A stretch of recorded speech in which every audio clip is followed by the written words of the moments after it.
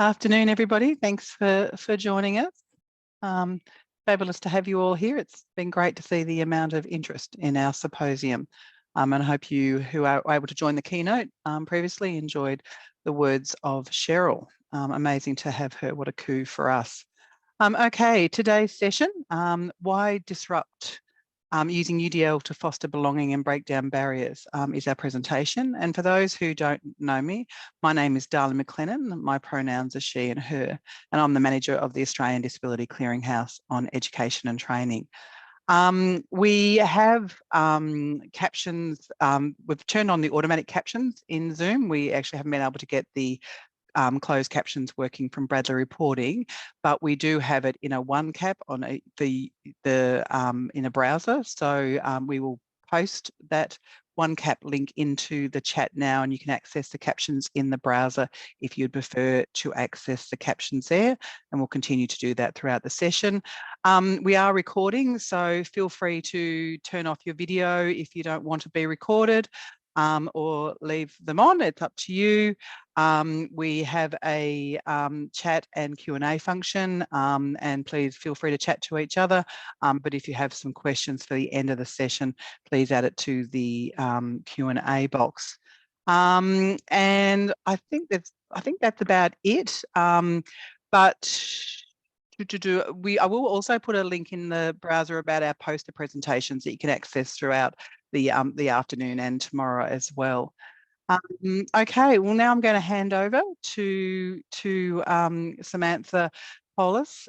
We do have two other named presenters here that won't be talking, but they're there on the screen, Sarah and Ella, but Samantha's going to do all the talking. So I'll hand over to you, Samantha. Thank you so much.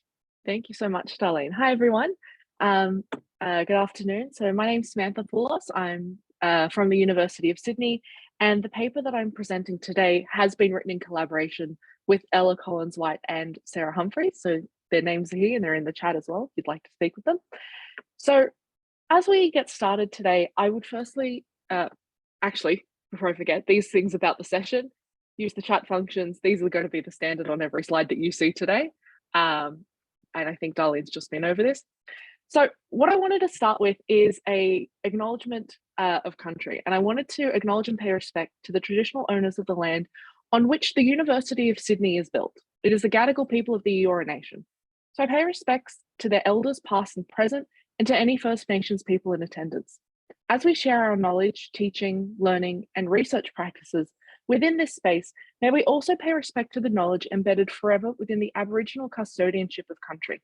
So I'm currently presenting this work to you from Gadigal land. I'm in Ultimo, and it is on this land that this paper was written and was worked on. The University of Sydney is built on unceded land of the Gadigal people.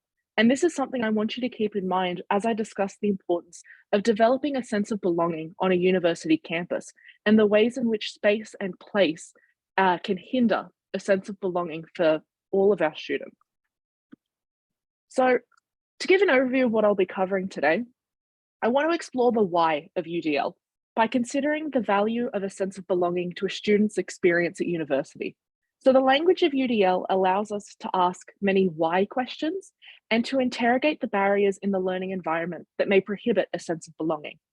Academic achievement is important, as we all know, but some people in our team who are actually in this meeting today as well have been doing research on transition units and thinking about what is also important to students.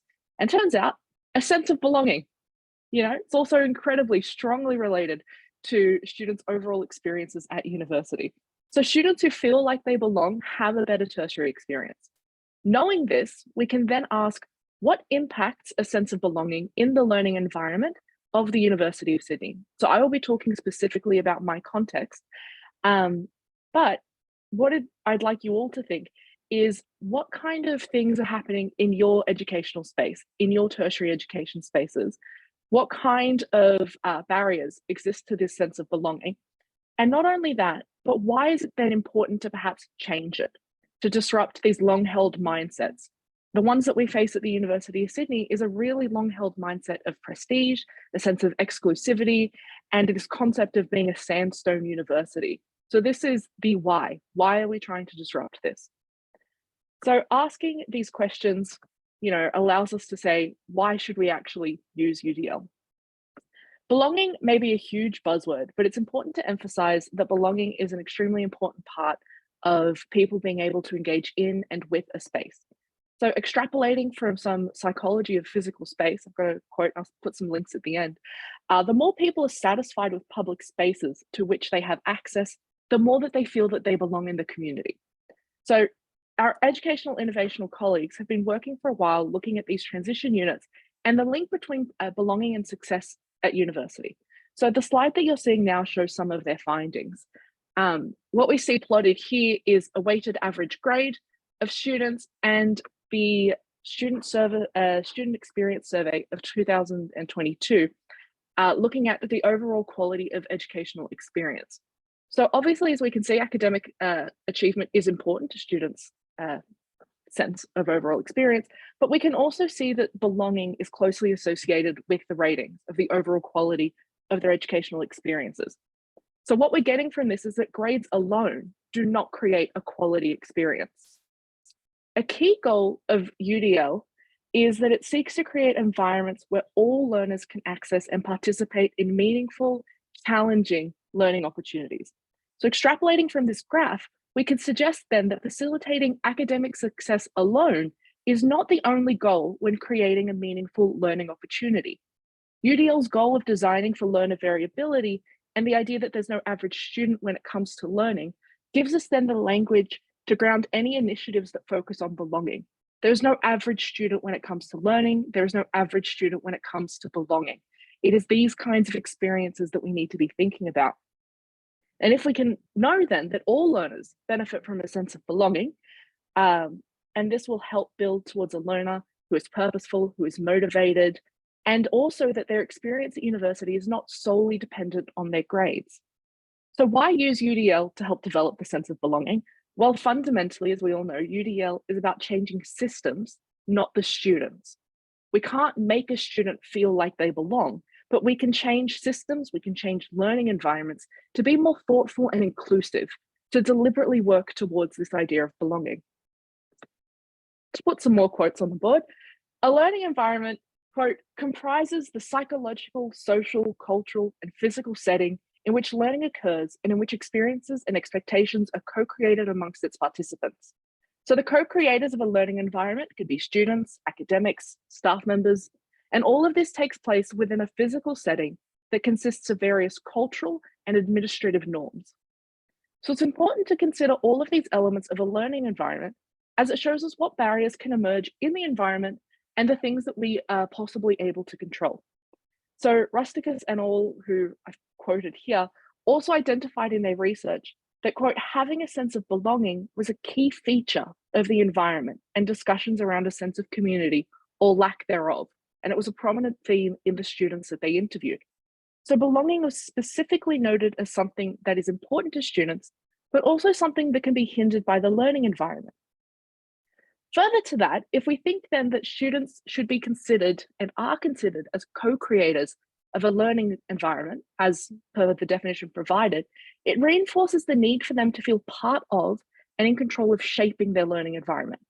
And this is why the barriers we as institutions can identify, such as the physical, representational cultural norms, the systems, all of these parts that we control, are something we can address to facilitate students to engage further as co-creators. So if they feel like they belong, it's not just a matter of us saying, well, you're here, you belong now. It's, well, how can we actually co-create that sense of belonging? What is in our power to meet them halfway and give the students the opportunity to co-create with us? As many of you know, or at least I'm assuming everyone knows, the University of Sydney has quite the reputation. We are known as what is known as a sandstone university. So this is a term that reflects the building material. A lot of our buildings are made out of sandstone, but it also refers to a certain sect of universities in Australia that were some of the first. So along with this sandstone reputation, and we could also use the term sandstone to mean here immovable, created through layers of heritage, a cultivated sense of prestige really embedded in the buildings. There's a lot of barriers in the elements of the learning environment that prevent a sense of belonging. So obviously belonging is a social thing. We feel like we belong when we're with people who have shared values and shared experiences. However, it also relates to the physical environment and the cultural norms embedded in them. In a place where social capital and prestige is embedded in the buildings, I think many of you might automatically think of the quadrangle building, which looks like Hogwarts when we mention the University of Sydney. So it's an inescapable part of the landscape of campus. And here's also where we can consider the barriers that students face. If we are to consider them as co-creators of a learning environment, but a physical space of campus is so rigid, and so many of the buildings are embedded and imbued with inaccessibility, not only physical inaccessibility, but now think of the colonial histories, particularly that we face at USyd. So this is where I'd like us to return back to this acknowledgement of country, where we think, what does it mean to have a university with strategic plans to create inclusive spaces for Indigenous students, but not consider renaming buildings that are named after colonists, or acknowledging that the very sandstone of our reputation of our buildings was stolen materials from Gadigal burial lands? So these are things we need to think about with the buildings. In a study on the sense of belonging amongst students of low socioeconomic students in higher education, Trawler and al. Argued that space, and public space in particular, is central to a democracy and sense of belonging in one's community. So we know, therefore, that the physical environment plays an enormous role in belonging. Further to that, quote, ambient belonging, we argue, can be ascertained rapidly and even from a cursory glance at a few objects. What this means is that a sense of belonging is not something that has to be actively cultivated. Ambient belonging is something we develop by the signs and signifiers that we pick up on in a space. And each student may be picking up on different unconscious signs and signifiers around them. So some students may not notice them at all, but these signs could be drastically unsettling to others. At a cursory glance around our campus, and perhaps you can think to your own campus, think about the learning environment and the expectations that they cultivate and the ambient sense of belonging around. At USyd, we tend to have this ambient belonging of prestige. We have our sandstone buildings, we have, crests embedded on some of our buildings. But also, here's a couple of photos that I took on campus yesterday. We've got a bunch of signs up at the moment saying we're now top 20 in the world, referring to our rankings. We've got a very large initiative of our promotional material focusing on our ranking, on our global ranking. So it's not just the way that USyd leverages history and legacy as part of its reputation, it's also the way that it promotes its present reputation. So this is something for you to think about. What promotional materials are being put up around campus and how these reflect but also cultivate the most current values of a university? These are not just ambient signs of belonging or ambient cues to pick up on. These are now actively cultivated. So if we can think about all these signs and signifiers and how they affect students differently, if a student is already wary of coming to university or feeling perhaps that they have achieved something by getting in, but maybe that they're not really satisfied or that they belong, coming in here and then seeing these markers, these are actively cultivated barriers to belonging. They may have been constructed with the intention to celebrate reputation and perpetuate this sense of prestige and inclusive to suggest to the student, congratulations, you made it, you've gotten to this great university, but they also can come across as exclusionary. Broadly, research shows us that universities are becoming more inclusive and more diverse than ever before, and we have more voices and perspectives present at all levels in the institution. However, this does not mean that universities are utopias of inclusion and belonging. Hills and al. In their work identify several of the challenges of fostering a culture of inclusive learning at higher education. And this is one of the major barriers I would say that we face at USyd. We have a paradox in our expectation of developing a culture of inclusive learning while also celebrating and promoting our exclusiveness. What we do in the classroom and our teaching practice is one thing, but the learning environment encompasses much more than that. All of this, is sort of to say that this is why we should be asking why. The very question of why disrupts. It forces reflection. It forces us to face the unspoken. Why do we do things the way that we do? Why are things the way that they are? Why do we as an institution place value where we place it? And ultimately, to wrap things up, I'd like to say that UDL gives us the framework to position these why questions, these ambient signs of belonging, the hidden curriculums and expectations that students, might not know that they need to know when they get to a tertiary education, preconceived notions of a learning environment and how we assume that students have been involved, perhaps thinking, you can change the way a classroom is set up. Students can say, actually, I'd like to face this way. You can change that. But you can't perhaps change that the building itself is named after a colonist, and that might make some students feel uncomfortable. So all of these things is all coming together in the learning environment. And we should always be asking why. Why are things the way that they are? Why do we perhaps perpetuate them, whether knowingly or unknowingly? So before we can ask what and how, I really think it's really important to ask why. And so the last point that I just wanted to make is that I think we can connect these questions that I've been asking why of our university and of my context to any university and any tertiary context. Think about where you are, think about why are things the way that they are and why not change them. Thank you. I hope you found, this talk helpful to reflect on your own conference. Always continue asking why, always be out there disrupting. This is me. This is my email address. I'll put it in the chat. This paper was written in collaboration with Ella Collins-White and Sarah Humphries. Ella will be presenting in the Thursday part of this conference, so please come along to her workshop as well. And there we go. Time for any questions. Thank you That's so much. fabulous. Thank you, Samantha. That's brilliant. If people have any questions to Samantha, if you could add that to the Q&A box, that's kind of where I'll be facilitating the questions. It was great to see so many, chat as well in the chat box. So I'll just give it a couple of seconds to people to put their question in. While I'm doing that, I've also just added a link to our poster presentations. You will see from the different and variety of sessions we've tried to be UDL in our focus. So we had got workshops, facilitated sessions, meetings, so forth, and poster presentations. So we've kind of provided a whole sway of information. So any questions for Samantha, or feel free to put your hand up if you want. If you don't want to type in the Q&A box, happy to unmute you and have you ask a question if you'd like. It's been interesting for me. The word belonging has been a big thing this week. There's been quite a few articles written. So it's great to see some of the research and work being done in the space. So it's very exciting. Stop sharing my screen. Okay. And now I have got a Q&A. Excellent. So Ray's asked, what are some of the great examples of inclusive imagery you have seen at University of Sydney or other locations? Yeah.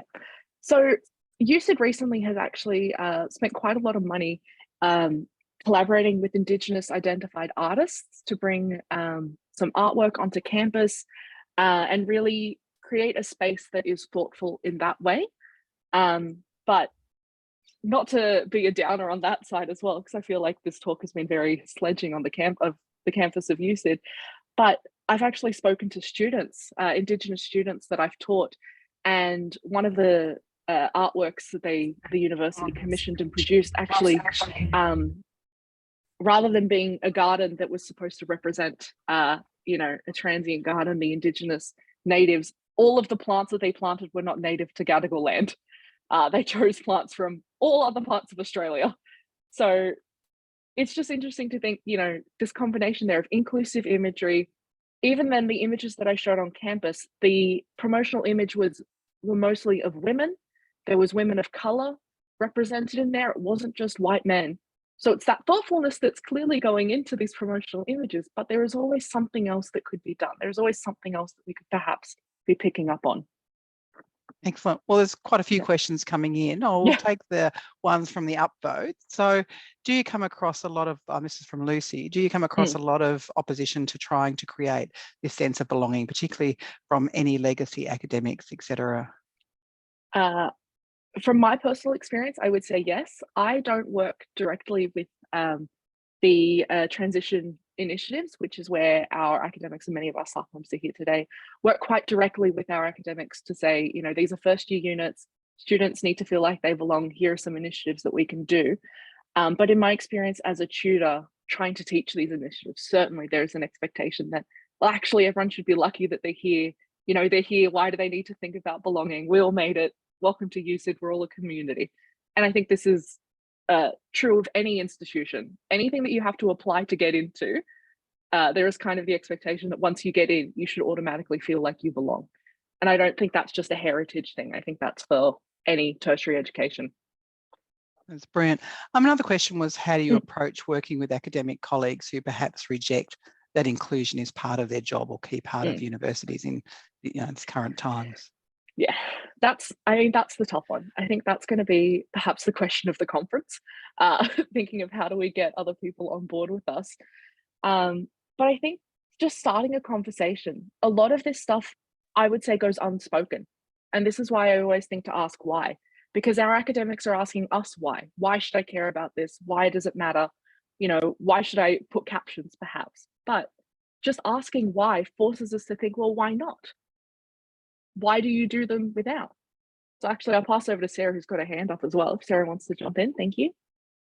Yeah, thanks, Sam, and thank you for that question. I think often what you'll find in the literature around UDL implementation is a suggestion that you start where you know you're going to have most success, and often the phrase "work with your low-hanging fruit."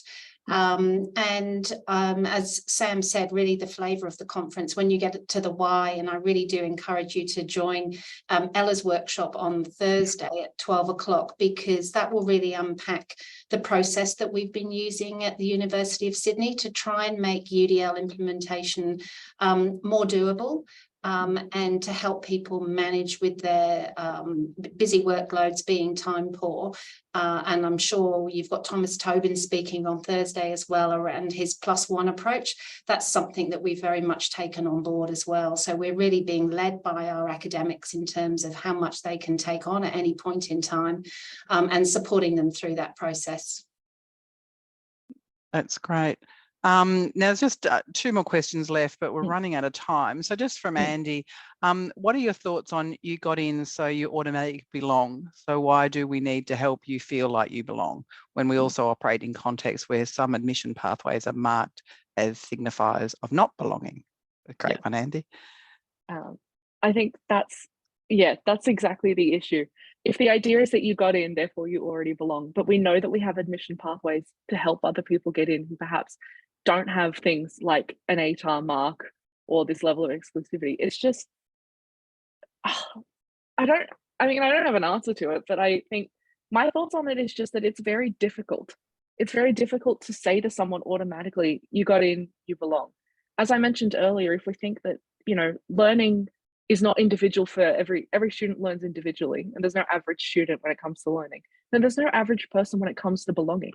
Just because they get into a place, or just because we were all in the same place, even in a workplace, yes, you feel like you belong because you got hired at the same job, but that doesn't automatically make you feel like you belong. I think this is why we need to think about, so Lorraine's put in the chat, imposter syndrome. If we're all carrying that around, that's why I think we need to think about what actually makes belonging, and then not just the social part of it, but what elements around that. Because it can't be enough to say you got in, be there, thank you. It's got to be more than that. Yeah. Definitely.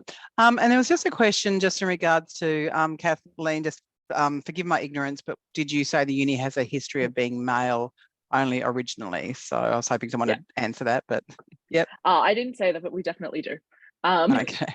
I think classic, I'm pretty sure we were the first, either us or Melbourne, I'm not remembering my dates correctly, but it definitely was men only. And some facts about the quadrangle, actually, that you may not know. The inside of the quadrangle building, the inside facing of it, half of it is modelled on Oxford and the other half is modelled on Cambridge.